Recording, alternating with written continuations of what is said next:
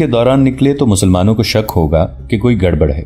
यहूदी ने जब वापस आकर अपने आदमियों को स्कीम बताई तो वीरा ने कहा कि वो तबरेज और उसके कुंबे को बचाना चाहती है। इसे हम सलीब से गद्दारी कहेंगे, बूढ़े ईसाई ने कहा। शाम के बच्चों को पालना कहाँ की अक्लमंदी है, यहूदी ताजिर ने कहा। यहाँ मुसलमानों के 2 घर ऐसे हैं जिनके साथ मेरे दिली ताल्लुकात हैं, वहां के रहने वाले एक ईसाई ने कहा। लेकिन मैं उन्हें बचाने की नहीं सोच रहा, हमें मुसलमान का खून चाहिए। मुसलमान मेरा जाती दोस्त हो सकता है, मेरे मजहब का वो दुश्मन ही होगा। मैं उसे जिंदा रखना चाहती हूँ जिसने मुझे मौत के मुंह से निकाला था, वीरा ने गुस्से से कहा। हमने उसे इतना इनाम पेश किया था जो उसने कभी ख्वाब में भी नहीं देखा होगा, यहूदी ताजिर ने कहा। उसने कहा कि उसने अपना फर्ज अदा किया है, हमने उसे इनाम पेश करके अपना फर्ज अदा कर दिया है। अब वो हमारा दुश्मन और हम उसके दुश्मन हैं। मैं उसे दुश्मन नहीं समझती, वीरा ने झंझला कर कहा। ये सिर्फ एक मर्द मिला है जिसने मेरे जिस्म पर जरा भर तवज्जो नहीं दी। तुम सब गुनहगार हो। तुम में कौन है जिसकी नीयत मेरे हक में साफ है? मेरी आंखों में अपने चेहरे देखो। तुम सिर्फ तबरेज को बचा लो, यहूदी ताजिर ने कहा। लेकिन उसे कैसे बचाओगी? अगर तुमने उसे बताया कि क्या होने वाला है तो वो सारी आबादी को नहीं बता देगा, और अगर तुम उसके पूरे कुंबे को घर से निकल जाने को कहोगी तो वो वजह भी पूछेंगे। तुम क्या बताओगी? तुम एक मुसलमान को नेकी का सिला देते देते उन तमाम मुसलमानों को चौकन्ना कर दोगी जो हमारे लिए खतरा बने हुए हैं। मुझे अनाड़ी ना समझो, वीरा ने कहा। मैं सलीब को धोखा नहीं दूंगी। हमले की शाम वीरा तबरेज के घर गई और उसे बाहर ले गई। उसके आदमियों को मालूम था कि रात को वो अक्सर कहाँ चली जाती है। उसने उन्हें बता रखा था कि तबरेज को मोहब्बत का धोखा देकर वो उससे भेद लेती है। वो उसे बाहर ले गई तो कस्बे से ईसाई और यहूदी दबे पांव निकलने लगे। उन्होंने वीरा की तलाश में एक आदमी भेजा हुआ था जो उसे पुकारता रहा, लेकिन वीरा तबरेज को दूर ही दूर ले जा रही थी। वो उसे इतनी दूर ले जाना चाहती थी जहां से उसे कस्बे का शोर ना सुनाई दे। वीरा की तलाश में जो आदमी गया था वो मायूस होकर वापस चला गया। कस्बे पर नींद का गलबा तारी हो चुका था। सलीबी फौज के प्यादे दबे पांव करीब आ गए थे। उनकी तादाद कस्बे की आबादी से कई गुना ज्यादा थी। प्यादा फौज बिल्कुल करीब आ गई तो अकब से घुड़सवार भी आ गए। मुसलमान गहरी नींद सोए हुए थे। फौज ने तुगयानी की तरह यलगार कर दी। फौजियों ने मशालें उठा रखी थी। 2-3 झोंपड़ों को आग लगा दी गई ताकि रोशनी हो जाए। सलीबी सिपाही दीवारें फलांग कर घरों में दाखिल हुए। ज्यादातर मुसलमान जागने से पहले ही मारे गए। जो बर वक्त जाग उठे और हथियार उठा सके उन्होंने मुकाबला किया। बाज लड़कियों ने खुदकुशी कर ली। सलीबी घुड़सवारों ने कस्बे को घेर रखा था। किसी को बाहर भागता देखते तो उसे बर्छी या तलवार का शिकार कर लेते थे। ये थी वो चीखो पुकार और शोर जो चट्टानों में बैठे हुए तबरेज ने सुना था। उसका घर भी तबाह हो चुका था। बच्चा बच्चा कट गया था। शाह बेल्डविन ने मुसलमानों की इस बस्ती से भी अपनी शिकस्त का इंतकाम ले लिया था। तुम आज मुझे इतनी दूर क्यों ले आई हो? तबरेज ने पूछा और कहा। तुम आज बोलती क्यों नहीं? घबराई हुई क्यों हो? इसलिए कि तुम मेरा साथ नहीं दोगे। वीरा बहुत होशियार लड़की थी। कहने लगी, मैं तुम्हें कहीं और ले जा रही हूँ। उसे खामोश देखकर बोली, कल वापस आ जाएंगे। कहाँ? क्या तुम्हें मुझ पर भरोसा नहीं? वीरा ने उसे बाजुओं में लेकर उसका चेहरा इतना करीब कर लिया कि उसके बिखरे हुए रेशमी बाल तबरेज के गालों को छूने लगे। ये वही बाल थे जिन्हें गुफा में धुला हुआ देखकर तबरेज ने अपनी जात में अजीब सा लर्जा महसूस किया था। अब तो वीरा की मोहब्बत उसके दिल में दूर तक उतर गई थी। उस पर खुमार सतारी हो गया। हम कब तक शोरों की तरह मिलते रहेंगे? मैं अब तुम्हारे बगैर नहीं रह सकती। अगर तुम्हारे दिल में मेरी मोहब्बत है तो मुझसे अभी ये ना पूछो कि मैं तुम्हें कहाँ ले जा रही हूँ। ये समझ लो कि हम वहां चलेंगे जहां हमारे दरमियान मजहब की दीवारें हाइल नहीं होंगी। तुम मर्द हो, मुझे देखो। कमजोर सी औरत होकर तुम्हारी मोहब्बत की खातिर कितना बड़ा खतरा मोल ले रही हूँ। कमजोर दरअसल तबरेज था। वीरा उसकी अक्ल पर गालिब आ गई थी। वो इस कोशिश में थी कि तबरेज इस कस्बे में वापस न जाए। वो जानती थी कि वहां उसे अपने घर के जले हुए खंडर और घर वालों की जली हुई लाशें मिलेंगी। फिर वो पागल हो जाएगा। हो सकता था वीरा को किसी शक की बिना पर कत्ल ही कर दे। वीरा के दिमाग में कुछ और आ गया था। उसने मोहब्बत की खातिर और तुगयानी से बचाने और उसे बाइज्जत हमस लाने के सिले में सलीबियों के हाथों कत्ल होने से बचा लिया था, और अब अपने घर की बर्बादी देखने की अजियत से बचाना चाहती थी। उसने तबरेज को उठा लिया और चल पड़ी। तबरेज उसके साथ यूं जा रहा था जैसे हिप्नोटाइज कर लिया गया हो। सुबह तुलू हुई तो हम इस जले हुए खंडरों में तब्दील हो चुका था। वहां कोई मुसलमान जिंदा नहीं रहा था। बड़ी मस्जिद के मीनार खड़े थे। खतीब और उसके साथी मुकाबले के बगैर शहीद हो गए थे। उस वक्त वीरा तबरेज को लेकर सलीबी फौज की खैमागाह तक पहुंच चुकी थी। तबरेज का दिमाग बेदार हो गया। उसने वीरा से पूछा कि वो यहाँ क्या लेने आई है। वीरा ने उसके वसवसे अपनी जबान के कमाल से रफा कर दिए। उसे एक तरफ खड़ा करके उसने एक कमानदार से बात की। कमानदार ने उसे कोई रास्ता समझाया ویرا تبریز کو لے کر ادھر چلی گئی۔ وہ جہاں پہنچے وہ شاہ بالڈون کی ذاتی خیمہ گاہ تھی جس پر محل کا گمان ہوتا تھا۔ محافظوں نے بہت کچھ پوچھ کر ویرا کو بالڈون کے خیمے میں جانے دیا۔ کچھ دیر بعد تبریز کو اندر بلا لیا گیا۔ بالڈون نے اسے سر سے پاؤں تک دیکھا اور کہا، یہ لڑکی تمہیں اپنے ساتھ رکھنا چاہتی ہے۔ اس نے ایسی خواہش کا اظہار کیا ہے جسے ہم رد نہیں کر سکتے۔ تمہیں کسی قسم کا شک یا ڈر نہیں ہونا چاہیے۔ میں اپنا مذہب تبدیل نہیں کروں گا، تبریز نے کہا۔ تمہیں مذہب تبدیل کرنے کو کس نے کہا ہے؟ ویرا نے کہا۔ پھر کیا ہوگا؟ تبریز نے پوچھا۔ میں یہاں رہ کر کیا کروں گا؟ مجھے واپس جانا ہے۔ تبریز، ویرا نے اسے اپنی طرف متوجہ کر کے اس کی آنکھوں میں آنکھیں ڈال دیں اور کہا، میں نے تمہیں کیا کہا تھا؟ مجھے بھی وہیں جانا ہے جہاں تمہیں جانا ہے۔ تبریز کچھ بھی نہ سمجھ سکا۔ عز الدین کا ایلچی سلطان صلاح الدین ایوبی کا جواب لے کر کبھی کا عز الدین کے پاس پہنچ چکا تھا۔ سلطان ایوبی کی ہدایت کے مطابق عز الدین نے ابن العون سے ایک ملاقات کر لی تھی اور اسے یقین دلایا تھا کہ وہ اس کے ساتھ دوستی کر لے گا اور سلطان ایوبی کو دھوکہ دے گا۔ اس نے ابن العون کو ایسے سبز باغ دکھائے تھے کہ وہ پوری طرح اس کے جھانسے میں آ گیا تھا۔ اس کے بعد ابن العون اسے ملنے قارہ حصار گیا تھا۔ قارہ حصار زرخیز اور سرسبز علاقہ تھا جسے دیکھ کر ابن العون کے چہرے پر رونق آ گئی تھی۔ اس سے چند ہی روز بعد سلطان ایوبی اپنی فوج کے ساتھ قارہ حصار کے قریب جا خیمہ زن ہوا۔ ان کی فوج تھکی ہوئی تھی لیکن وہ آرام میں وقت ضائع نہیں کرنا چاہتے تھے۔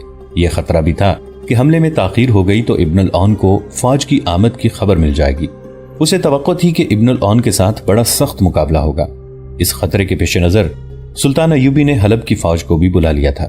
یہ اس معاہدے کے تحت تھا جو سلطان ایوبی نے الملک الصالح کو شکست دے کر اس کے ساتھ کیا تھا۔ آدھی رات سے کچھ دیر بعد سلطان ایوبی نے اپنی فوج کو یلغار کے لیے کوچ کا حکم دیا۔ انٹیلیجنس رپورٹوں سے معلوم ہو گیا تھا کہ آرمینیوں کی چوکیاں کہاں کہاں ہیں اور ان میں کتنی کتنی نفری ہے۔ نفری جتنی بھی تھی وہ بے خبر پڑی تھی۔ عز الدین کی طرف سے تو انہیں حملے کا خطرہ ہی نہیں تھا اور سلطان ایوبی کا وہاں اتنی خاموشی سے پہنچ جانا ان کے وہم و گمان میں بھی نہیں آ سکتا تھا۔ سلطان ایوبی کی یلغار سے طرفہ تھی۔ ہر حملہ آور کالم کے ساتھ عز الدین کے مہیا کیے ہوئے گائیڈ تھے۔ سلطان اس کالم کے ساتھ تھے جس نے نہر الاسود یعنی دریائے سیاہ کی طرف سے حملہ کیا تھا۔ یہ دریا ابن العون کے ملک کی سرحد تھا۔ اس پر کشتیوں کا پل بنا ہوا تھا۔ دریا کے کنارے آرمینیوں کا قلعہ مخازۃ الاحزان تھا۔ ابن العون اسی قلعے میں مقیم تھا۔ اسے سر کرنے سے تمام تر علاقہ فتح ہو سکتا تھا، اسی لیے سلطان ایوبی اپنی فوج کے اس کالم کے ساتھ رہے۔ اس کی قیادت سلطان ایوبی کا بھتیجا فرخ شاہ کر رہا تھا جو غیر معمولی طور پر بہادر اور حرب و ضرب کا ماہر تھا۔ دوسرے دو کالموں نے چوکیوں پر حملے کر کے دشمن کی فوج کو ہلاک یا قید کر لیا اور چوکیوں کو آگ لگا دی۔ دہشت پھیلانے کے لیے بعض بستیوں کو بھی آگ لگا دی گئی۔ ابن العون کی آنکھ اس وقت کھلی جب سلطان ایوبی کے جانباز کمندیں پھینک کر قلعے کی دیواروں پر چڑھ گئے تھے اور منجنیقوں سے وزنی پتھر پھینک کر قلعے کا دروازہ توڑا جا چکا تھا۔ قلعے میں فوج سوئی ہوئی تھی۔ ابن العون دوڑ کر قلعے کے ایک مینار پر گیا۔ دور اسے آگ کے شعلے نظر آئے۔ وہ ابھی سوچ بھی نہ پایا تھا کہ یہ کیا ہو رہا ہے اور وہ کیا کرے کہ سلطان ایوبی کا ایک جانباز جیش اس پر ٹوٹ پڑا۔ اس کے محافظوں نے مقابلہ تو خوب کیا لیکن مارے گئے اور ابن العون کو قید کر لیا گیا۔ صبح طلوع ہو رہی تھی جب ابن العون کو سلطان ایوبی کے سامنے کھڑا کیا گیا۔ سلطان ایوبی حکم دے چکے تھے کہ قلعے کو مسمار کر دیا جائے۔ ان کی فوج اس کام کے لیے کافی نہیں تھی۔ عز الدین بھی سلطان ایوبی کے ساتھ تھا۔ سلطان ایوبی کے کہنے پر ابن العون نے ہر طرف قاصد اس حکم کے ساتھ دوڑا دیے کہ تمام فوج ہتھیار ڈال کر قلعے کے قریب آ جائے۔ فوج کے آنے تک سلطان ایوبی نے عز الدین کے کہنے پر ابن العون کے ساتھ صلح کی شرائط طے کر لیں۔ ان میں ایک یہ تھی کہ ابن العون اپنی آدھی فوج سلطان ایوبی کے حوالے کر دے، دوسری یہ کہ ابن العون کی فوج کی حد مقرر کر دی گئی، تیسری یہ کہ ابن العون سالانہ جزیہ دیتا رہے، اور ایسی چند اور شرائط تھیں جنہوں نے ابن العون کو برائے نام حکمران رہنے دیا۔ جب ابن العون کی فوج ہتھیار ڈال کر قلعے کے قریب اکٹھی ہو گئی تو سلطان ایوبی نے اس فوج کو حکم دیا کہ قلعے کو اس طرح مسمار کر دیں کہ اس کا نشان بھی باقی نہ رہے۔ شکست خوردہ فوج نے اسی وقت قلعہ مسمار کرنا شروع کر دیا اور سلطان ایوبی اپنی فوج کو مسافہ نام کے ایک گاؤں کے قریب لے گئے۔ انہوں نے حلب کی فوج واپس بھیج دی اور اپنی فوج کو آرام کی لمبی مہلت دی۔ ابن العون کی جو آدھی فوج انہوں نے لی تھی وہ عز الدین کو دی، مگر سلطان ایوبی کو معلوم نہ تھا کہ ان کی فوج کی خیمہ گاہ جس سلسلہ کوہستان کے دامن میں ہے اس کے اندر اور اس کی بلندیوں پر بالڈون کی فوج آ چکی ہے اور وہ عقاب کی طرح ان پر جھپٹنے کو پر تول رہی ہے۔ سلطان ایوبی نے اس علاقے میں دیکھ بھال کی ضرورت محسوس نہیں کی تھی کیونکہ انہیں کسی فوج کا خطرہ نہیں تھا۔ تقریباً تمام مورخوں کی تحریروں سے حیرت کا اظہار ہوتا ہے کہ سلطان ایوبی نے عز الدین کے پیغام پر کیوں اپنا اتنا بڑا پلان تبدیل کر کے ابن العون جیسے غیر اہم حکمران پر فوج کشی کی، جس میں انہوں نے بے شک فتح حاصل کی لیکن جو وقت اور جو فوج ضائع ہوئی اس کی قیمت زیادہ تھی۔ ارنول نام کا مورخ لکھتا ہے کہ سلطان ایوبی ارد گرد کے خطروں کو کم کرنا چاہتے تھے۔ اس وقت کے وقائے نگار جن میں اسد الاسدی قابل ذکر ہیں لکھتے ہیں کہ سلطان ایوبی عز الدین کا پیغام پڑھ کر جذبات کے غلبے میں آ گئے تھے۔ بہرحال جنگ کے ماہرین نے سلطان ایوبی کے اس حملے کو سراہا نہیں۔ وہ لکھتے ہیں کہ سلطان ایوبی کو معلوم تھا کہ قریب ہی کہیں شاہ بیلڈوین کی فوج ہے جو سلطان ایوبی پر اس وقت حملہ کر سکتی تھی جب وہ ایک ہی رات میں حاصل کی ہوئی فتح کے مابعد کے انتظامات میں مصروف تھے۔ مورخ اس بات پر بھی حیران ہیں کہ بیلڈوین نے اپنی فوج کو اس وقت پہاڑی علاقے میں جنگی ترتیب میں پھیلا دیا تھا جب سلطان ایوبی کی فوج پہاڑیوں کے دامن میں خیمے گاڑ رہی تھی۔ شاہ بیلڈوین نے حملے میں تاخیر کی۔ کسی بھی مورخ کو معلوم نہیں کہ یہ اس کی شاہانہ حماقت تھی یا کوئی مجبوری۔ اگر وہ اسی وقت حملہ کرتا تو سلطان ایوبی کی حالت وہی ہوتی جو رملہ میں ہوئی تھی، شکست اور پسپائی۔ سلطان ایوبی کو وہاں خیمہ زن ہونے کے بعد بھی پتہ نہ چلا کہ شاہ بیلڈوین ان کے سر پر بیٹھا دانت تیز کر رہا ہے۔ بلندیوں سے بیلڈوین کے دیکھ بھال والے آدمی سلطان ایوبی کی خیمہ گاہ کو دیکھتے رہتے اور بیلڈوین کو بتاتے رہتے تھے۔ یہ غالباً پہلا موقع تھا کہ سلطان ایوبی کا جاسوسی اور دیکھ بھال کا نظام ڈھیلا پڑ گیا تھا۔ تبریز بھی اس فوج کے ساتھ تھا۔ ویرا نے ابھی تک اسے بتایا نہیں تھا کہ وہ اسے اپنے ساتھ کیوں لے آئی ہے۔ وہ شاید اسے عیسائی بنا کر جاسوس بنانا چاہتی تھی۔ اس میں دونوں باتیں تھیں، صلیب کی وفاداری بھی اور تبریز کی محبت بھی۔ شاہ بیلڈوین کو تبریز کے ساتھ کوئی دلچسپی تھی یا نہیں، اسے ویرا کے ساتھ گہری دلچسپی تھی کیونکہ وہ بہت خوبصورت تھی۔ ایک روز ویرا نے بیلڈوین سے کہا تھا کہ وہ اسے اس کے ہیڈ کوارٹر میں بھیج دے جو اکرا میں تھا۔ بیلڈوین نے اسے روک دیا تھا۔ یہ اس جگہ کی باتیں ہیں جو ہمس کے قریب تھی۔ ایک روز بیلڈوین کو جاسوسوں نے اطلاع دی کہ سلطان ایوبی کی فوج تل خالد کو جا رہی ہے۔ بیلڈوین کے وہم و گمان میں بھی نہیں تھا کہ سلطان ایوبی ابن العون پر حملہ کرنے جا رہے ہیں۔ وہ اس علاقے سے واقف تھا۔ اس نے فوراً اپنی فوج کو مسافہ کی پہاڑیوں کی طرف کوچ کرنے کا حکم دے دیا۔ اس کا پلان یہ تھا کہ وہ سلطان ایوبی کو ان پہاڑیوں میں گھسیٹ کر لڑائے گا۔ اس پلان کے مطابق اس نے پہاڑیوں کی موزوں بلندیوں اور ڈھکی چھپی جگہوں میں اپنی فوج کو پھیلا دیا۔ یہ بہت بڑے پیمانے کی گھات تھی۔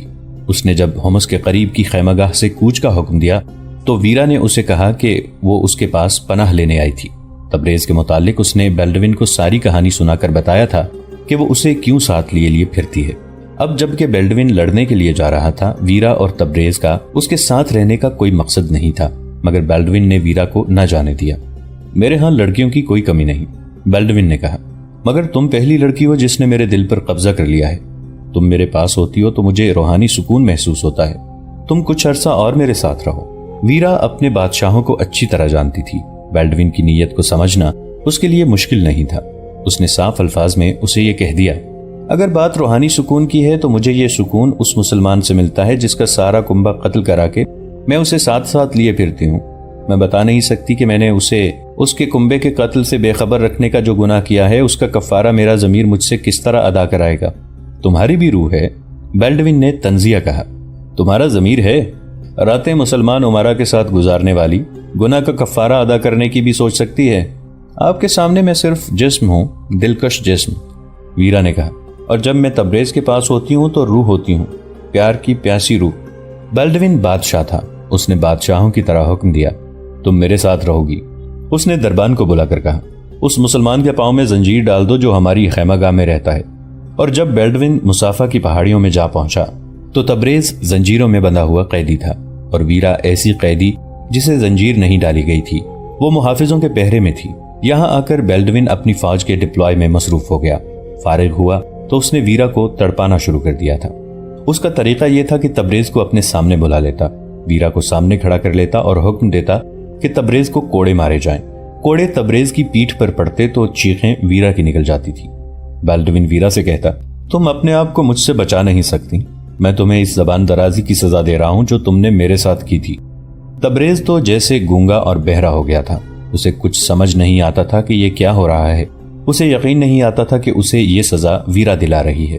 ویرا کی چیخوں اور آہوزاری سے وہ سمجھ گیا کہ ویرا بھی مظلوم ہے۔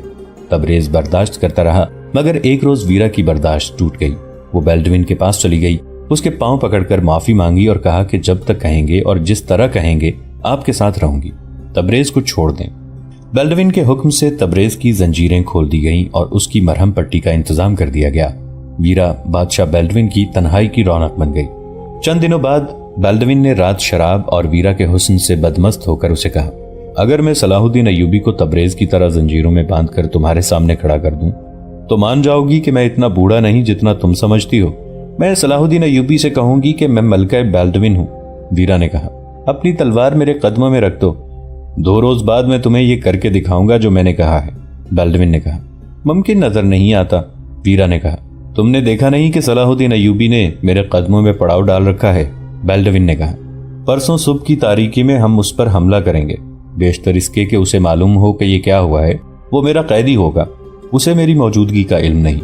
تبریز آزاد تھا، اس کے متعلق بیلڈوین نے کوئی فیصلہ نہیں کیا تھا کہ وہ چلا جائے یا رہے یا کیا کرے۔ وہ شاہی مہمان بنا ہوا تھا۔ صبح طلوع ہوئی تو ویرا تبریز کے خیمے میں چلی گئی۔ تبریز بے تابی سے اسے ملا اور اس پر برسا۔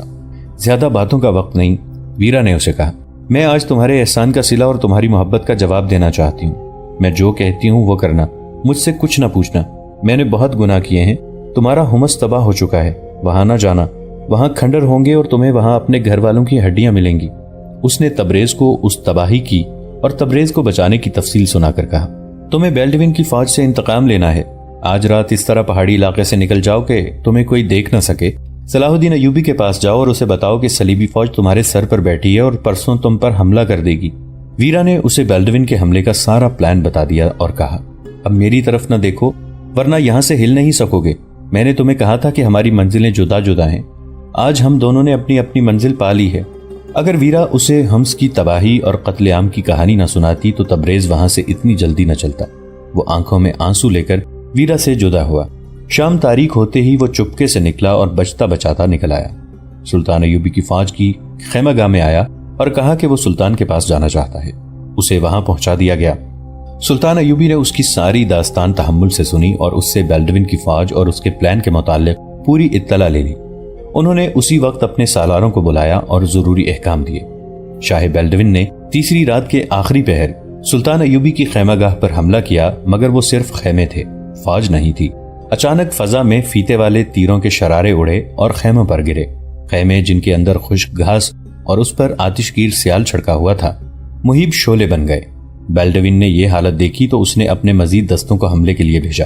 ان پر دائیں اور بائیں سے تیروں کی بوچھاڑیں پڑیں۔ صبح ہو گئی۔ بیلڈوین کی اس فوج پر جو وادیوں میں چھپی ہوئی تھی حملہ ہو گیا۔ تب بیلڈوین کو احساس ہوا کہ اس نے سلطان ایوبی کو بے خبری میں نہیں لیا، بلکہ وہ خود سلطان ایوبی کی گھات میں آ گیا ہے۔ بیلڈوین ایک بلندی پر جا کھڑا ہوا اور اپنی فوج کا حشر دیکھنے لگا۔ عقب سے اس پر تیر آئے، مگر وہ اس کے 2 محافظوں کو لگے۔ وہ بھاگ کر نیچے اترا تو آگے سے سلطان ایوبی کے سپاہی آ گئے۔ بیلڈوین ایک تنگ سے راستے سے نکل بھاگا۔ اکتوبر 1179 عیسوی بمطابق 575 ہجری کے اس معرکے میں بیلڈوین قیدی ہوتے ہوتے بچا۔ سلطان ایوبی نے رملہ کی شکست کا انتقام لے لیا، جس سے ان کی فوج کا حوصلہ بلند اور خود اعتمادی بحال ہو گئی، اور ویرا اور رضی خاتون کو خادمہ نے اطلاع دی کہ اسے اس کی بیٹی شمس النساء ملنے آئی ہے۔ رضی خاتون کی آنکھیں ٹھہر گئیں، پھر ان آنکھوں سے آنسو جاری ہو گئے۔ ماں بیٹی اس وقت جدا ہوئی تھیں جب بیٹی کی عمر 9 سال تھی۔ اب بیٹی 15 سال کی ہو چکی تھی۔ ماں کو دوڑ کر باہر نکل جانا اور اپنی بچھڑی ہوئی بیٹی کو سینے سے لگا لینا چاہیے تھا، مگر ماں نے غصے سے پوچھا، وہ کیوں آئی ہے؟ آپ سے ملنے آئی ہے خاتون، خادمہ نے کہا۔ شاید آپ کے پاس واپس آ گئی ہے۔ ماں پر خاموشی طاری ہو گئی۔ خادمہ منتظر کھڑی تھی۔ ماں نے کہا، اسے کہو واپس چلی جائے، اپنے غدار بھائی کے پاس جائے، میرے سامنے آنے کی جرت نہ کرے۔ یہ تو اس وقت بچی تھی جب آپ کا بیٹا اسے اپنے ساتھ لے گیا تھا۔ خادمہ نے کہا، معصوم بچی کو کیا معلوم تھا کہ بھائی اسے کہاں لے جا رہا ہے؟ میں جانتی ہوں اسے بھائی نے بھیجا ہے، رضی خاتون نے کہا، اور میں یہ بھی جانتی ہوں کہ کیوں بھیجا ہے۔ میرا بیٹا غدار اور بے غیرت ہے، میں بیٹی سے نہیں ملوں گی۔ رضی خاتون نور الدین زنگی مرحوم کی بیوہ تھی۔ اس سلسلے میں آپ کو پچھلی اقساط میں ہم نے کافی تفصیل سے بتایا ہے کہ اسلام کی عظمت کے پاسبان نور الدین زنگی رحمۃ اللہ علیہ فوت ہو گئے تو ان کے امراء اور وزراء اور بعض فوجی حکام نے منمانی کرنے کے لیے ان کے بیٹے الملک الصالح کو سلطان بنا دیا تھا۔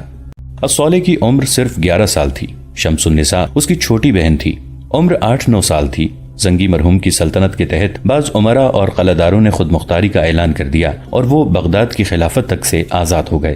ان سب نے سلطان صلاح الدین ایوبی کے خلاف محاذ قائم کر لیا۔ اس وقت سلطان ایوبی مصر میں تھے۔ زنگی مرحوم اور سلطان ایوبی کے خلاف ان عمرا وغیرہ کو یہ شکایت تھی کہ ان دونوں نے عیش و عشرت ممنوع قرار دے رکھی تھی۔ انہوں نے اپنے جینے کا مقصد صرف یہ بنا رکھا تھا کہ صلیبیوں کے عزائم کو تہس نہس کریں گے، فلسطین کو آزاد کرائیں گے اور سلطنت اسلامیہ کو وسعت دیں گے۔ باغی عمرا پر صلیبیوں کے اثرات بھی تھے، اس لیے وہ عیش و عشرت کے دل دادا تھے۔ صلیبیوں کی بھیجی ہوئی لڑکیوں اور زر و جواہرات نے ان کا ایمان خرید لیا تھا۔ نور الدین زنگی تو فوت ہو گئے تھے، اب یہ لوگ سلطان ایوبی کو شکست دے کر ان کی حکمرانی کو ختم کرنے پر تلے ہوئے تھے۔ زنگی مرحوم کی آدھی فوج باغی کر لی گئی تھی۔ سلطان ایوبی کو اطلاع ملی تو وہ صرف 700 سواروں کے ساتھ دمشق میں داخل ہوئے۔ شہریوں نے ان کا استقبال کیا۔ شہر کے قاضی نے انہیں شہر کی چابی دے دی، مگر فوج کا وہ حصہ جو باغی تھا وہ لڑا۔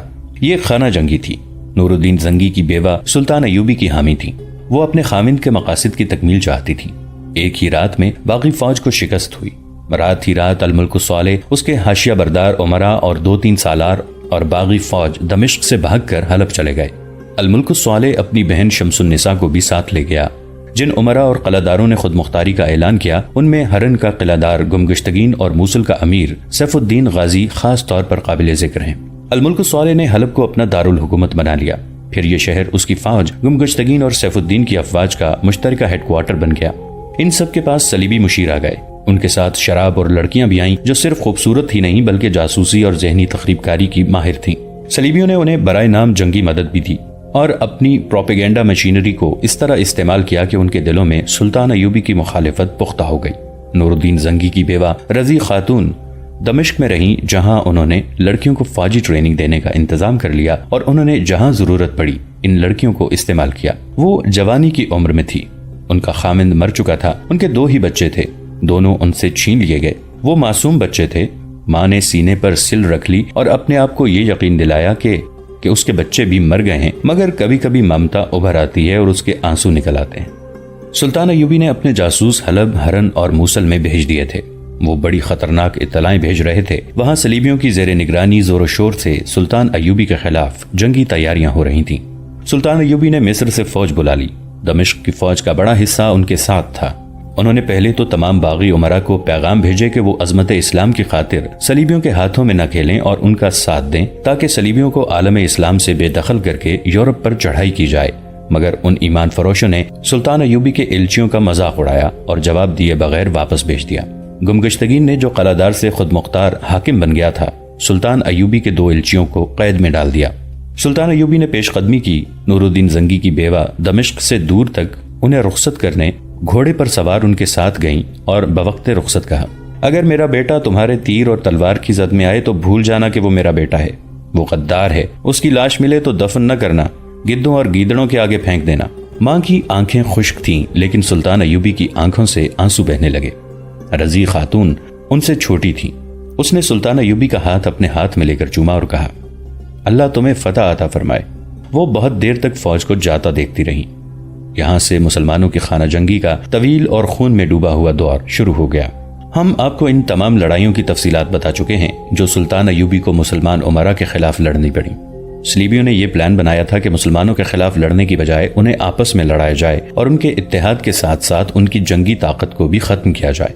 اس دوران انہوں نے حسن بن صباح کے فدائیوں سے سلطان ایوبی پر قاتلانہ حملے بھی کرائے۔ اللہ نے ہر بار اسلام کی عظمت کے اس پاسبان کو بچا لیا۔ مسلمان 3-4 سال آپس میں لڑ لڑ کر مرتے رہے۔ سلطان ایوبی کو خدائے ذوالجلال نے ہر میدان میں فتح عطا کی۔ ایک لڑائی میں زنگی کی بیوہ کی بھیجی ہوئی سینکڑوں لڑکیوں نے بھی مارکا لڑا اور مارکے کا پانسا پلٹ دیا تھا، مگر سلطان ایوبی نے سختی سے حکم دیا کہ آئندہ کوئی عورت میدان جنگ میں نہ آئے۔ آخری مارکے میں سلطان ایوبی حلب تک جا پہنچے اور حلب کا دفاعی قلعہ اعزاز لے لیا۔ الملک الصالح نے اپنی بہن شمس النساء کو اپنے ایلچیوں کے ساتھ سلطان ایوبی کے پاس صلح کے معاہدے کے لیے بھیجا اور بہن سے یہ بھی کہلوایا کہ اعزاز کا قلعہ انہیں واپس دے دیا جائے۔ سلطان ایوبی نے بچی کو گلے لگا لیا، الملک الصالح کی پیشکش منظور کر لی، اعزاز کا قلعہ بچی کو دے دیا۔ چند اور شرائط طے کر کے الملک الصالح کو حلب کا نیم خود مختار حکمران رہنے دیا۔ ان شرائط میں یہ بھی تھا کہ سلطان ایوبی کو جب فوج کی ضرورت پڑے گی الملک الصالح انہیں فوج دے گا۔ یہ صلح کا معاہدہ تھا۔ گمگشتگین کو الملک الصالح نے اپنے خلاف سازش کے جرم میں مروا دیا تھا۔ باقی عمرا نے سلطان ایوبی کی اطاعت قبول کر لی۔ پچھلی قسط میں آپ کو ہم بتا چکے ہیں کہ سلطان ایوبی نے قارا حصار کے حکمران ابن العون کو شکست دی۔ اس جنگ میں معاہدے کے مطابق حلب سے بھی فوج بھیجی گئی تھی۔ اس کے ساتھ ہی سلطان ایوبی نے ایک صلیبی بادشاہ بالڈوین کو، جو سلطان ایوبی پر حملہ کرنے آیا تھا، بہت ہی بری شکست دی۔ بالڈوین قید ہوتے ہوتے بچا اور اس کی فوج کا انجام بہت ہی برا ہوا۔ اب سلطان ایوبی انہی علاقوں میں کہیں خیمہ زن تھے اور صلیبی اپنے جاسوسوں کے ذریعے یہ معلوم کرنے کی کوشش کر رہے تھے کہ ان کی اگلی پیش قدمی کس طرف ہوگی۔ نومبر 1181 عیسوی بمطابق رجب 577 ہجری کا واقعہ ہے کہ الملک الصالح کی چھوٹی بہن شمس النساء حلب سے دمشق اپنی ماں کو ملنے آئی۔ وہ ماں سے جدا ہوئی تو اس کی عمر 8-9 سال تھی۔ اب وہ 15-16 سال کی جوان لڑکی تھی۔ الملک الصالح 17-18 سال کا جوان ہو گیا تھا۔ شمس النساء کے ساتھ محافظ بھی تھے۔ خادمہ نے نور الدین زنگی کی بیوہ کو بتایا کہ اس کی بیٹی آئی ہے۔ اس نے بیٹی سے ملنے سے انکار کر دیا۔ خادمہ بھی عورت تھی۔ اس نے رضیہ خاتون کو قائل کرنے کے لیے مامتا کا واسطہ دیا اور کہا، وہ اتنی دور سے اتنے عرصے بعد آئی ہے، اسے اندر بلا کر کہہ دیں کہ وہ چلی جائے، مامتا مر چکی ہے۔ رضی خاتون نے کہا۔ اتنے میں کمرے میں ایک نوجوان لڑکی داخل ہوئی۔ اس کے چہرے، بالوں اور کپڑوں پر گرد کی تہیں چڑھی ہوئی تھیں۔ صاف پتہ چلتا تھا کہ وہ لمبے سفر سے آئی ہے۔ رضی خاتون نے حیران ہو کر اسے دیکھا اور پوچھا، تم کون ہو؟ لڑکی خاموش کھڑی رہی۔ خادمہ ایک طرف ہٹ گئی۔ رضی خاتون آہستہ آہستہ آگے بڑھی۔ اس کے بازو اپنے ہی آپ پھیلتے جا رہے تھے۔ اس کے منہ سے سرگوشی نکلی، تم میری بچی ہو، شمس النساء، میری شمسی۔ وہ آہستہ آہستہ آگے بڑھتی جا رہی تھی اور کہہ رہی تھی، تم اتنی بڑی ہو گئی ہو۔ شمس النساء دروازے کے پاس خاموش کھڑی رہی۔ رضی خاتون اپنی بیٹی سے 2-3 قدم دور رہ گئی تو رک گئی۔ اس کے پھیلے ہوئے بازو اس کے پہلوؤں میں گر پڑے۔ اس کے ہونٹوں سے مسکراہٹ غائب ہو گئی۔ 2-3 قدم آگے جانے کے بجائے وہ 2-3 قدم پیچھے ہٹائی۔ اس کے دانت جو مسکرائے تھے غصے سے پسنے لگے۔ مامتا جو اپنے آپ بیدار ہو گئی تھی اپنے آپ بجھ گئی۔ تم یہاں کیوں آئی ہو؟ ماں نے دبی ہوئی مگر قہر بھری آواز میں پوچھا۔ ماں، شمس النساء نے رندی ہوئی آواز میں کہا اور بازو پھیلا کر آگے بڑھی، میں آپ سے ملنے آئی ہوں۔ میں نے 12 روز کی مسافت 3 دنوں میں طے کی ہے۔ تم یہاں کیوں آئی ہو؟ ماں نے بلند آواز سے پوچھا اور کہا، دور کھڑی رہو، میں صلیبیوں کے سائے میں پلی ہوئی لڑکی کو اپنے قریب نہیں آنے دوں گی۔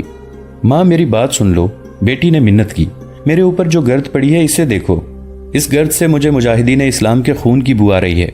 ماں نے کہا، یہ ان مجاہدین کا خون ہے جو میرے بیٹے کی فوج کے ہاتھوں شہید ہوئے، یہ خانہ جنگی کا خون ہے۔ ماں، شمس النساء دوڑ کر آگے آئی اور ماں کے قدموں میں گر پڑی، رو رو کر کہنے لگی، بھائی الملک الصالح مر رہا ہے، شاید مر چکا ہو، وہ آپ کو بلا رہا ہے، وہ سخت تکلیف میں ہے، اس نے مجھے بھیجا ہے، اس نے کہا ہے کہ ماں کو لے آؤ، میں اس سے دودھ کی دھاریں اور گناہ بخشواؤں گا۔ میں اسے دودھ کی دھاریں بخش سکتی ہوں، ماں نے کہا، اسے وہ خون کون بخشے گا جو اس نے مسلمان کی اولاد ہو کر مسلمانوں کا بہایا ہے؟ ماں اپنے بیٹے کی غداری کا گناہ نہیں بخش سکتی۔ شمس النساء، ماں وہ آپ کا اکلوتا بیٹا ہے۔ شمس النساء نے کہا، وہ آپ کے عظیم شوہر کی نشانی ہے، اس نے باپ کی عظمت کو صلیبیوں کے قدموں تلے پھینک دیا ہے۔ ماں نے کہا، وہ سلطان صلاح الدین ایوبی کے ساتھ صلح کا معاہدہ کر چکا ہے۔ شمس النساء نے کہا، ان کی اب آپس میں کبھی لڑائی نہیں ہوگی۔ کیا تم مجھے حلفیہ بتا سکتی ہو کہ ان کے ہاں کوئی صلیبی موجود نہیں؟ ماں نے گرج کر بیٹی سے پوچھا، کیا اس کے حرم میں کوئی صلیبی اور یہودی لڑکی نہیں؟ اب وہ 18 سال کا جوان ہوگا، اس کے نیچے اب گھوڑا بھی محسوس کرتا ہوگا کہ پیٹھ پر کوئی مرد سوار ہے۔ مجھے یقین دلا دو کہ میرے بیٹے کے دربار سے صلیب کے مکروہ سائے اٹھ گئے ہیں تو تم نے 12 روز کی جو مسافت 3 دنوں میں طے کی ہے وہ میں 1.5 دن میں طے کر کے اپنے بیمار بیٹے کے پاس پہنچوں گی۔ وہ اب کسی لڑکی کو دیکھنے کے بھی قابل نہیں رہا ماں، بیٹی نے کہا، اس کی زندگی کے لیے دعا کرو۔ میں دعا نہیں کروں گی، ماں نے کہا، اور میں بد دعا بھی نہیں دوں گی۔ اس کی آواز کو جذبات نے دبا لیا تھا۔ وہ رقت میں دبی ہوئی آواز میں بولی، ماں بد دعا نہیں دیا کرتی، لیکن ماں کی آنکھوں کو خدائے ذوالجلال نظر انداز بھی نہیں کیا کرتے۔ میں روز محشر ان ہزاروں شہیدوں کی ماؤں، بیویوں اور بیٹیوں کے آگے بھی شرمسار بھی نہیں ہونا چاہتی جو میرے بیٹے کی فوج کے ہاتھوں شہید ہو چکی ہیں۔ میں ان شہیدوں کی مقدس روحوں کو اپنی مامتا کے خون کا خراج دوں گی۔ وہ اپنے گناہوں کی بخشش مانگ رہا ہے ماں، بیٹی نے روتے اور چلاتے ہوئے کہا۔ یہ بھی مجھے فریب نظر آتا ہے، ماں نے کہا۔ مجھے معلوم ہے کہ سلطان صلاح الدین ایوبی نے حلب کو تہہ تیغ کر لیا تو اس نے تمہیں صلاح الدین ایوبی کے پاس اعزاز کے قلعے کی بھیک مانگنے کو بھیجا تھا۔ اس عظیم سلطان نے تمہیں اپنی بچی سمجھ کر قلعہ تمہیں بخش دیا تھا۔ الصالح خود سلطان کے سامنے کیوں نہیں آیا تھا؟ اس نے شکست کھا لی تھی تو اسے اپنے گناہوں سے شرمسار ہونا چاہیے تھا۔ اسے خود آ کر اپنی تلوار ایوبی کے قدموں میں رکھ دینی چاہیے تھی۔ ایوبی اس کا دشمن نہیں تھا، اسے وہ ماموں جان کہا کرتا تھا، مگر اپنا ایمان نیلام کر دینے والوں میں اپنے گناہوں کا سامنا کرنے کی جرت نہیں ہوتی۔ وہ بزدل اور فریبکار ہو جاتے ہیں، عیار اور مکار ہو جاتے ہیں۔ پتھر دل نہ بنو ماں، شمس النساء نے کہا۔ ہر وہ شہید جو اس خانہ جنگی میں شہید ہوا ہے، اس کی ماں نے دل پر پتھر رکھا ہوا ہے، ماں نے کہا۔ وہ کسی کو بتاتے ہوئے شرمسار ہوتی ہیں کہ انہوں نے جو بیٹے اسلام کے دشمنوں کے خلاف لڑنے کے لیے بھیجے تھے وہ آپس میں لڑ کر مارے گئے۔ اس کا ذمہ دار کون ہے؟ میرا بیٹا۔ وہ اس وقت بہت چھوٹا تھا ماں، تو میرے پاس رہتا، ماں نے کہا۔ اس کا شعور جب بیدار ہو گیا تھا تو میرے پاس آ جاتا، حلب سلطان ایوبی کے حوالے کر دیتا۔ تم چلی جاؤ، تم جلدی چلی جاؤ۔ اگر اسلام کی مائیں جذبات میں الجھ گئیں تو اللہ کی راہ میں کوئی بیٹا شہید نہیں ہوگا۔ میں مامتا کو مار چکی ہوں، مامتا شہید ہو چکی ہے۔ مائیں اپنی بیٹیوں کو یوں رخصت کیا کرتی ہیں ماں، تو میرے پاس رہو، ماں نے کہا، مگر اس شرط پر کہ میرے سامنے بھائی کا کبھی نام نہیں لوگی۔ ماں یہ ممکن نہیں، بیٹی نے کہا۔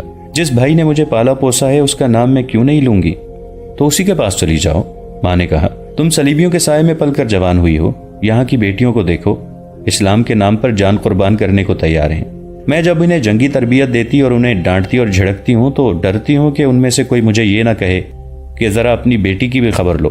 کیا تم اس غلیظ حقیقت کو جھٹلا سکتی ہو کہ میرا بیٹا صلیبیوں کے ساتھ بیٹھ کر شراب پیتا ہے اور اس کے حرم میں صلیبی اور یہودی لڑکیاں ہیں؟ شمس النساء کا سر جھک گیا، وہ انکار نہ کر سکی۔ اپنی ماں کے گھر کا کھانا قبول کرو اور جاؤ، ماں نے کہا۔ اگر میرا بیٹا زندہ ہوا تو اسے کہنا کہ ماں نے تمہیں دودھ کی دھاریں بخش دی ہیں مگر شہیدوں کا خون نہیں بخشا۔ اسے کہنا کہ تمہارے سینے میں صلیبیوں کا تیر اتر گیا ہوتا اور تم سلطنت اسلامیہ کے جھنڈے کے سائے میں گر کر جان دیتے تو تمہاری ماں اڑ کر پہنچتی اور تمہاری لاش کو سینے سے لگا کر دمشق لاتی اور فخر سے کہتی کہ یہ ہے میرا شہید بیٹے کا مزار۔ اب میں کیا کہوں؟ ماں کا فخر بیٹے نے چھین لیا ہے۔ شمس النساء کچھ دیر خاموش کھڑی رہی، اس کا سر جھکا ہوا تھا۔ اس نے سر اٹھایا تو اس کے رخساروں پر گرد کی جو تہ جمی ہوئی تھی اس میں سے آنسوؤں نے ندی کی طرح راستہ بنا لیا تھا۔ اس نے دو زانو ہو کر ماں کے کرتے کا دامن پکڑا، چوما، آنکھوں سے لگایا اور اٹھ کر کہا، وہ میرا بھائی ہے، بچپن کا ساتھی ہے، شاید زندہ نہ رہے، میں اس کے پاس ضرور جاؤں گی۔ طبیبوں نے کہہ دیا ہے کہ وہ زندہ نہیں رہ سکے گا۔ میں اس کے کفن دفن کے بعد آپ کے قدموں میں آ بیٹھوں گی۔ کس لیے؟ ماں نے تنزیہ پوچھا۔ اس بچے کو جنم دینے کے لیے جو اللہ کی راہ میں شہید ہوگا، بیٹی نے کہا۔ آپ کے بیٹے کے عوض آپ کو میں ایک بچہ دوں گی جس کی قبر پر پیار سے ہاتھ پھیر کر آپ فخر کر سکیں گی کہ یہ میرے شہید بیٹے کا مزار ہے۔ میں آؤں گی ماں، میں آؤں گی۔ میری شادی کا انتظام کر رکھنا۔ میں آنکھیں بند کر کے آئی تھی، آنکھیں کھول کر جا رہی ہوں۔ مجھے اجازت دو کہ بھائی کو اپنے ہاتھوں کفن پہنا سکوں۔ الوداع ماں۔ لڑکی جو دبے پاؤں آہستہ آہستہ چلتی اندر آئی تھی، سینہ پھیلا کر گردن تان کر لمبے لمبے ڈگ بھرتی کمرے سے نکل گئی۔ رضی خاتون اسے دیکھتی رہی۔ دروازہ بند ہوا تو اس نے بازو پھیلا دیے اور وہ دروازے تک گئی۔ اس کے منہ سے چیخ سی نکلی، میری بچی۔ اس نے دروازہ ذرا سا کھولا۔ باہر سے اسے اپنی بچی کی آواز سنائی دی جو بڑی ہی گرجدار تھی۔ بن آزر، تمام سواروں کو جلدی بلاؤ، حلب کو واپسی کے لیے، فوراً۔ ذرا سی دیر بعد ماں نے ذرا سے کھلے ہوئے کواڑ میں سے دیکھا۔ اس کی بیٹی گھوڑے پر سوار 8 سواروں کے آگے چلی جا رہی تھی جو اس کے حکم پر تیز ہو گئے۔ رضی خاتون نے کواڑ بند کر دیا اور اس کی ہچکی بند گئی۔ خادمہ اندر آئی تو رضی خاتون نے روتے ہوئے کہا، وہ بھوکی چلی گئی ہے۔ یہ نومبر 1181 عیسوی کا واقعہ ہے جب ماں بیٹی کی ملاقات ہوئی تھی۔ 2 سال پہلے کا واقعہ ہے جب سلطان صلاح الدین ایوبی نے ابن العون کو ایسی شکست دی تھی کہ اس کا قلعہ اسی کی فوج کے جنگی قیدیوں سے اس طرح مسمار کرا دیا تھا کہ اس کا نام و نشان تک نہیں رہا تھا۔ اس کا ملبہ دریا میں پھینک دیا گیا تھا۔ اس کے فوراً بعد سلطان ایوبی نے صلیبی بادشاہ بیلڈوین کو شکست دی تھی۔ یہ دراصل ایک مسلمان جاسوس کا کارنامہ تھا۔ اس نے سلطان ایوبی کو بروقت اطلاع دے دی تھی کہ فوج فلاں پہاڑی مقام پر گھات میں بیٹھی ہے۔ آپ کو ہم ان دونوں جنگوں کی تفصیلات پچھلی اقساط میں سنا چکے ہیں۔ یہ بیلڈوین کی دوسری پسپائی اور پٹائی تھی۔ اس سے پہلے وہ سلطان ایوبی کے بھائی العادل سے ایسی ہی شکست کھا چکا تھا۔ اب سلطان ایوبی نے اسے اٹھنے کے قابل نہیں رہنے دیا تھا، لیکن وہاں وہ اکیلا صلیبی بادشاہ نہیں تھا۔ عالم اسلام میں کئی صلیبی افواج موجود تھیں۔ اس کے حکمران دل سے ایک دوسرے کے خلاف تھے، لیکن ان کا دشمن مشترک تھا، اس لیے وہ ایک دوسرے کی مدد کرتے تھے۔ ہر ایک کے دل میں یہی تھا کہ وہ اکیلا زیادہ سے زیادہ علاقوں پر قابض ہو جائے۔ اسی مقصد کے تحت بیلڈوین نے اکیلے العادل اور اس کے بعد سلطان ایوبی سے جنگیں لڑی تھیں۔ اس کے پاس فوج اور وسائل کی کمی نہیں تھی۔ اس کا اسلحہ بھی برتر تھا اور اس کے جانور بھی بہتر تھے، لیکن وہ ہار گیا۔ کچھ عرصہ تو اسے بکھری ہوئی فوج اکٹھی کرنے میں لگ گیا۔ اس دوران اسے اطلاع ملی کہ سلطان ایوبی ابن العون کو بھی شکست دے کر اس کی بادشاہی اور جنگی طاقت کمزور کرایا ہے۔ ابن العون آرمینی تھا، آرمینی صلیبیوں کے دوست تھے، ان کی شکست صلیبیوں کے لیے اچھی خاصی چوٹ تھی۔ اس کے ساتھ ہی اسے اطلاع ملی کہ ابن العون کی سلطنت تل خالد اور اس کے قلعے قارا حصار پر حملے میں سلطان ایوبی کی فوج کے ساتھ الملک الصالح کی فوج کے دستے بھی تھے، تو وہ بے چین ہو گیا۔ یہ تو اسے اور دوسرے صلیبی حکمرانوں کو پتہ چل چکا تھا کہ سلطان ایوبی نے الملک الصالح کو شکست دے کر اپنا خود مختار امیر بنا لیا ہے، مگر انہیں یہ توقع تھی کہ الملک الصالح اس معاہدے پر عمل نہیں کرے گا۔ یہ الصالح کی خصلت تھی، وہ بظاہر سلطان ایوبی کے تابع ہو گیا تھا، مگر اس نے صلیبیوں کے ساتھ مراسم نہیں توڑے تھے۔ اب بیلڈوین کو پتا چلا کہ الصالح نے سلطان ایوبی کو فوج دی تھی، تو وہ یروشلم چلا گیا، جہاں صلیبی بادشاہوں کا ہیڈ کوارٹر بن گیا تھا۔ دوسرا ہیڈ کوارٹر اکرا تھا۔ کیا آپ کو معلوم ہے کہ مسلمان پھر متحد ہو رہے ہیں؟ بیلڈوین نے صلیبی حکمرانوں اور جرنیلوں کی کانفرنس میں کہا۔ الملک الصالح کو آپ اپنا اتحادی سمجھتے رہے اور اس نے اپنی فوج صلاح الدین ایوبی کو دے دی۔ ابن العون کی شکست ہماری شکست ہے، فلپس آگسٹس نے کہا۔ اگر آپ گھات میں بیٹھنے کی بجائے ابن العون کی مدد کو پہنچتے، صلاح الدین پر عقب سے حملہ کر دیتے، تو شکست اس کی ہوتی۔ جس طرح آپ میں سے کسی کو معلوم نہ ہو سکا کہ صلاح الدین ایوبی نے پیش قدمی کا رخ بدل کر تل خالد کا رخ کر لیا ہے، اسی طرح مجھے بھی معلوم نہیں ہو سکا۔ یہ آپ کے نظام جاسوسی کی کوتاہی ہے، گے آف لوزنیان نے کہا۔ ہم بہت دور تھے، دیکھ بھال اور جاسوسی کا انتظام آپ کو کرنا چاہیے تھا۔ آپ قریب تھے، سلطان ایوبی کی فوج آپ کے قریب سے گزر گئی، آپ کو پتہ نہ چل سکا، آپ گھات میں چھپے رہے۔ مجھے معلوم نہیں تھا کہ میرے ساتھ ایک مسلمان جاسوس ہے، بیلڈوین نے کہا۔ میں اسے بے ضرر آدمی سمجھتا رہا، وہ میرا قیدی تھا، مگر بھاگ گیا اور سلطان ایوبی کو گھات کی خبر دے دی۔ لیکن اب یہ سوچنا ہے کہ ایوبی اور الصالح کا معاہدہ اور اتحاد کس طرح توڑا جائے۔ کیا آپ مسلمانوں کی کمزوریوں کو بھول گئے ہیں یا انہیں نظر انداز کر رہے ہیں؟ ایک اور صلیبی بادشاہ نے کہا۔ اس وقت الصالح بچہ تھا جب ہم نے اس کے مشیروں، امیروں اور سالاروں کو تحفے تحائف اور عیاشی کا سامان دے کر اپنے ہاتھ میں لے لیا تھا۔ اب وہ جوان ہو گیا ہے، اسے اب ہاتھ میں لینا زیادہ آسان ہے۔ اپنا حربہ استعمال کریں اور مخصوص تحفہ اپنے ایلچی کے ہمراہ بھیج دیں۔ اگر آپ جنگی قوت سے اسے ساتھ ملانے کی سوچ رہے ہیں تو یہ خیال ذہن سے نکال دیں۔ سلطان ایوبی کی فوج اس علاقے میں موجود ہے، العادل بھی اپنی فوج کے ساتھ یہیں ہے، الصالح کے پاس اپنی فوج کے علاوہ ہرن اور موصل کی فوج بھی ہے۔ اگر آپ نے حلب پر حملہ کیا تو سلطان ایوبی تمام افواج کی کمان اپنے ہاتھ میں لے لے گا۔ اگر اس نے ہم پر فتح حاصل نہ کی تو یہ نقصان ضرور ہوگا کہ الصالح آپ کے ہاتھ سے ہمیشہ کے لیے نکل جائے گا۔ ہمیں فلسطین کا دفاع کرنا ہے، ہم نے اپنی افواج کو مختلف جگہوں پر پھیلا دیا ہے اور دیکھ رہے ہیں کہ صلاح الدین ایوبی کدھر کا رخ کرتا ہے اور اس کے عزائم کیا ہیں۔ ان حالات میں ہم آپ کی مدد نہیں کر سکیں گے، آپ اپنے طور پر الصالح کو ہاتھ میں لیں۔ 1180 عیسوی میں والی موصل سیف الدین غازی مر گیا، اس کی جگہ عز الدین مسعود نے عمارت سنبھال لی۔ اسی سال سلطان صلاح الدین ایوبی کا بھائی شمس الدولہ توران شاہ سکندریہ میں فوت ہو گیا۔ سلطان ایوبی مصر چلے گئے، وہاں کے حالات پھر بگڑنے لگے تھے۔ وہ اپنی فوج اپنے بھائی العادل کی زیر کمان پیچھے چھوڑ گئے تھے۔ پھر 1181 عیسوی کا سال آ گیا۔ بیلڈوین نے اپنی فوج کی کمی پوری کر لی تھی، اسے ٹریننگ بھی دے لی تھی۔ اس نے اپنی فوج کو سلطان ایوبی کی چالوں کے مطابق جنگی مشقیں بھی کرائی تھیں۔ وہ اگلی جنگ کے لیے تیار تھا، لیکن الملک الصالح کو وہ اپنے ہاتھ میں لینا چاہتا تھا۔ الصالح اب بچہ نہیں، جوان تھا، سلطنت کے کاروبار کو وہ سمجھنے لگا تھا۔ اس کی کمزوری اس کے مشیر اور سالار تھے جو درپردہ صلیبیوں کے حامی تھے۔ جیسا کہ ہم آپ کو بتا چکے ہیں کہ اس نے سلطان ایوبی کے ساتھ صلح کر لی تھی، مگر اس کے دماغ سے ابھی بادشاہی کا خبط نکلا نہیں تھا۔ وہ خود مختار حکمران بننے کے خواب دیکھ رہا تھا۔ ایک روز اسے اطلاع ملی کہ صلیبی بادشاہ بیلڈوین کا ایلچی آیا ہے۔ اس نے فوراً اسے اندر لانے کی اجازت دے دی۔ یہ ایلچی ذہنی تخریب کاری کا ماہر اور انسانی نفسیات کی کمزوریوں سے واقف تھا۔ اس نے الملک الصالح کو بتایا کہ وہ کچھ تحفے بھی لایا ہے۔ تحفوں میں ایک تو بیش قیمت ہیروں اور جواہرات اور سونے کے سکوں کا باکس تھا، 2 تلواریں تھیں، 50 اعلیٰ نسل کے گھوڑے تھے اور ایک لڑکی تھی۔ الصالح نے باہر جا کر گھوڑے دیکھے، ہیرے اور جواہرات دیکھے، لیکن جس تحفے پر اس کی نظریں جم کر رہ گئیں وہ لڑکی تھی۔ وہ بہت دیر تک لڑکی کو ہی دیکھتا رہا۔ اس کی اٹھتی جوانی کی تمام تر کمزوریاں ایک جادو بن کر اس کی عقل پر غالب آ گئیں۔ ایلچی نے اس کے ہاتھ میں بیلڈوین کا پیغام دیا جو عربی زبان میں لکھا ہوا تھا۔ دوستو، آج کے لیے اتنا ہی۔ اسی کہانی کی اگلی قسط کے ساتھ بہت جلد حاضر ہوں گے۔ نیچے کامنٹ سیکشن میں اپنی رائے کا اظہار ضرور کیجیے گا۔ ہمارے اس چینل کو سبسکرائب کر کے نیچے موجود بیل آئیکن کو بھی ضرور کلک کیجیے گا۔ اگلی ملاقات تک کے لیے ہمارا اور آپ کا اللہ نگہبان۔